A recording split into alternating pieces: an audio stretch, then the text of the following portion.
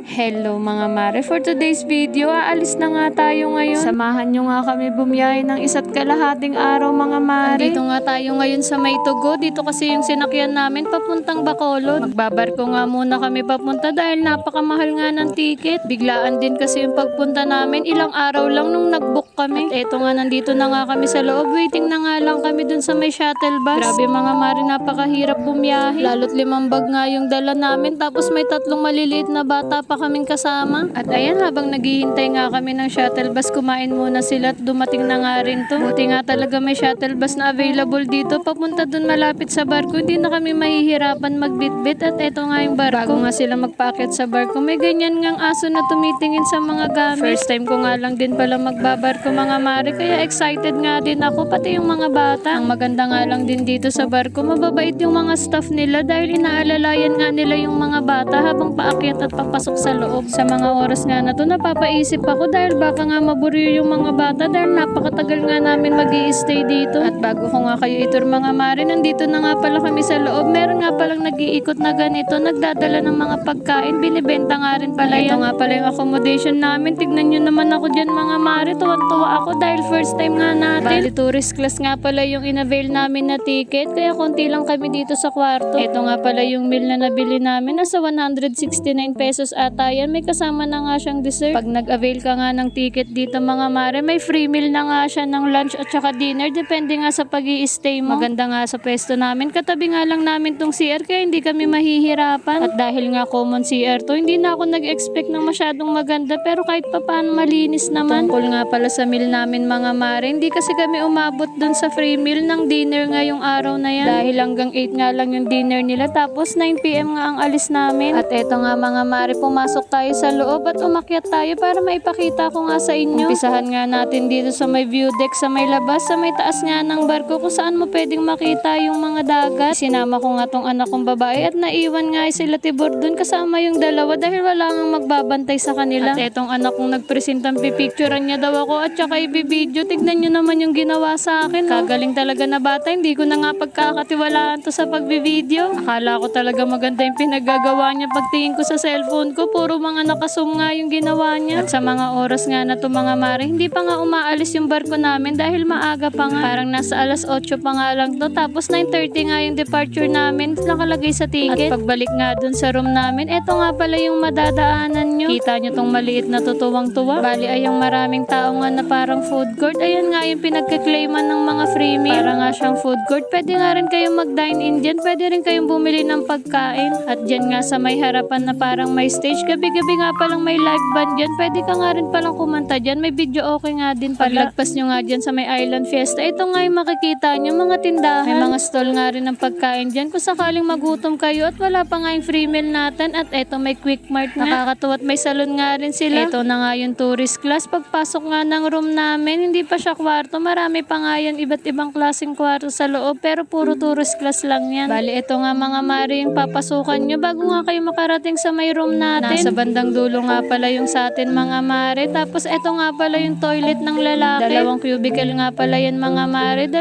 shower, tapos isang may toilet. Ay, 2 pala mga mare. Ito naman yung sa pangbabae. At katabi na nga niyan yung room natin. O, diba napakalapit lang natin. At ito nga siya mga mare. Pagpasok natin, bali parang bunk bed nga siya mga mare. 10 bed nga yung nakalagay dyan sa loob. Meron nga din kaming kasama dito. Sila tatay at saka si kuya. Yung naging kaibigan na nga ni Tibor yan sa buong biyahe namin. Okay na nga yung ganito kaysa dun sa Super Value na pinakamababang ticket at saka yung sa Mega Value na sumunod na mababa. Ito na kasi yung sumunod sa Mega Value, yung pangatlo sa pinakamababa. At least nga mga mare, konti nga lang kayong magkakasama dito, hindi katulad sa iba. At eto nga ang anak kong maliit, tignan nyo napakadungis. Bale, ito nga pala yung view sa baba mga mare. Kapag sa baba ka nga nahiga, meron nga siya dyan parang maliit na lagayan ng mga gamit. At dahil nga wala pa namang naka-occupy dun sa katabi namin, nagsiksikan nga muna kami dito sa baba. Yung sa amin kasi dyan mga mare, yung 4 sa gilid na katabi ng bintana. Bali 4 nga pala kaming nagbayad ng regular sa ticket. Kahit bata mga mare, pare-parehas lang ng bayad. At eto nga umaga na nag-stop over nga muna kami sa Batangas. Hindi ko rin alam kung bakit, pero may mga sumakay pa rin na pasahero dyan. Grabe, napakatagal nga ng stop over dito mga mare. Nasa 5 hours ata. Alas 7 na nga to ng umaga. At ayan nga yung bed namin, tsaka yung nasa taas niyan, pati nga tong nasa gilid ko. Kita nyo nga tong isa, wala pa tong tulog dahil sa sobrang excited nga makakita ng dagat kaso nga tulog sila nung umaga na. Nagising nga siya nandito nakahinto yung barko.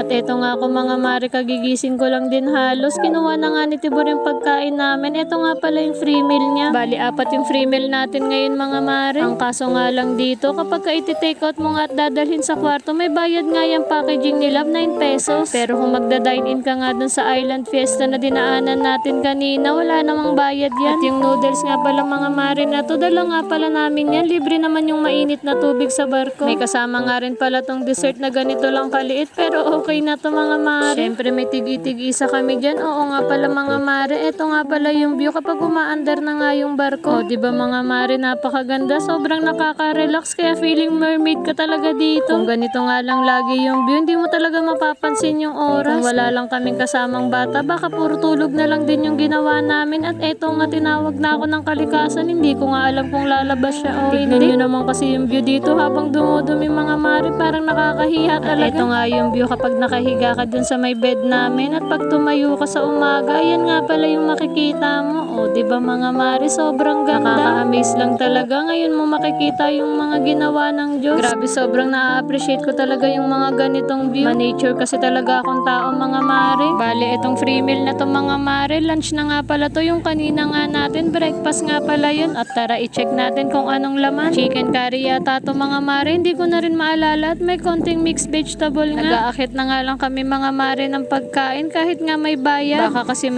Baka kasi mahirapan kami kung bibit-bitin pa namin yung 3 dun sa baba at makikipagsiksikan dahil napakarami nga rin tao dun. At eto mga mare, maaga na nga namin kinuha yung dinner namin dahil aakyat nga pala kami sa taas para ipasyal nga dun yung mga bata. Kita nyo tong maliit na to, sobrang excited, nagmamadali pa paakyat. Ngayon lang kasi siya lalabas ng kwarto namin. At eto na nga mga mare, nasa taas na nga kami. Kung makikita nyo nga dito, sobrang lakas nga ng hangin. Grabe, ang sarap nga lang talaga tumambay dito. Kung wala nga lang talaga kaming kasamang mga bata, baka nga nagtagal pa kami. Tignan nyo nga tong cute-cute ng anak ko. Maandar nga pala yung barko niyan mga mare, kaya siguro sobrang lakas din ng hangin. O tignan yung panganay ko tuwan-tuwa. At dumaan nga kami dito sa may maliit nilang coffee shop. Kahapon pa kasi ako dyan kaping-kape mga mare. Ayan nga yung mga pwede nyong bilhin sa kanila. Meron nga din silang mga pancake at cookies. Pagkatapos nga yan, umakyat na kami at eto na nga yung view kinabukasan ng umaga. Pagkatapos nga namin mag-breakfast, lumabas nga ako dito. Nagpahangin nga ako at para makita na nga rin yung mga magagandang view. Bali nasa Iloilo na nga to mga mare. Nag-stop over nga din pala kami doon ng 5 oras ulit. Ilang oras na nga lang din nasa Bacolod na kami. At maya-maya nga tanaw na nga yung Bacolod dun sa may bintana ng kwarto namin. Kaya etong asawa ko tuwang-tuwa na. Halos 10 years na rin kasi siyang hindi nakakauwi sa kanya. Kaya grabe, sobrang saya niya dyan. Mga mare, hanggang dito muna. Maraming salamat.